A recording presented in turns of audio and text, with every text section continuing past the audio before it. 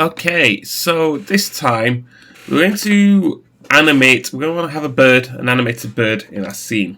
So here you can see this very amazing 3D model of a bird I've got here. I'm just going to scale it up because it's a bit tiny in my Blender. So what we're going to need to do is we're going to need to rig it. We're going to need to add a skeleton to it. It's also not floaty, so I'm just going to put it a bit lower as well. Make the rigging part easier in a minute. Cool. So now we've got this here to add a skeleton to it. I'm just going to turn off hard shading for a second. I'm going to press add and create an armature. And you can see it's created this pointy uppy looking thing there. Right, we see that? I'm going to move you. So I'm going to start at the tail and I'm just going to rotate it as well. So now it's sort of going forward. What we can do is at this point as well is to make it visually easier to see. If we click on the animation button down here, then go to viewport display, we can model it on front, so you could actually put it back like that if that was easier for you. But anyway, I'm going to go to edit mode. So we're going to need to edit this thing, the skeleton. So I'm just going to click on the top dot and I'm going to press Ctrl E to extrude.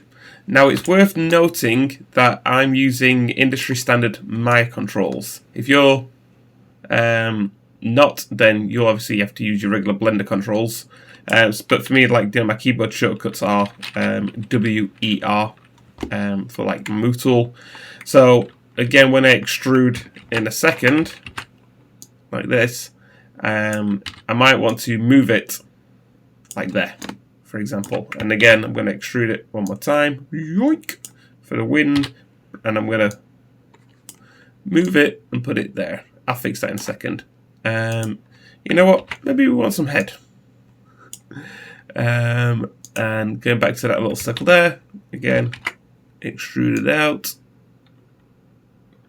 move it over here, and extrude again, yoink, and put it over there.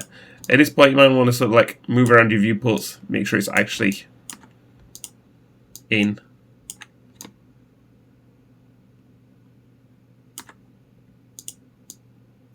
Cool.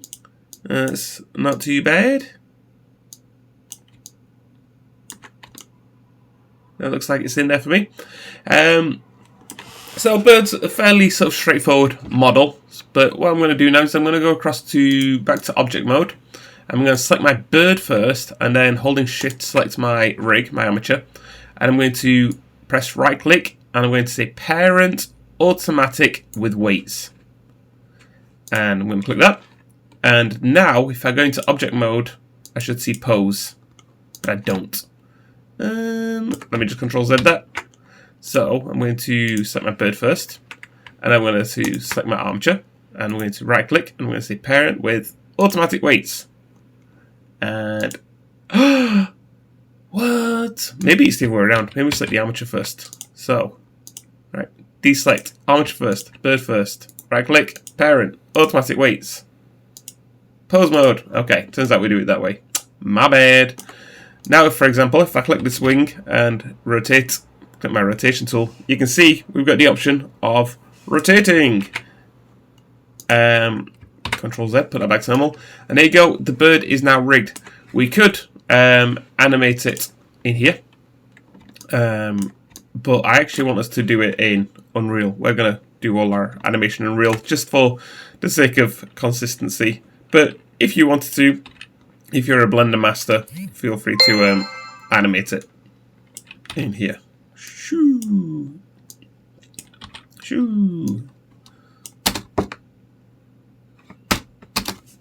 Animation. Alright, so let me just go back, Control Z, put that back to normal, go back. Because like I say, I want to go through the process actually of animating in Unreal. So let's press File and Export as an FBX. And let's give it a useful name. Birdo rigged. Alright, and that's all we need to do with the Blender file and the bird. I'll see you in the next video in a minute to set that up.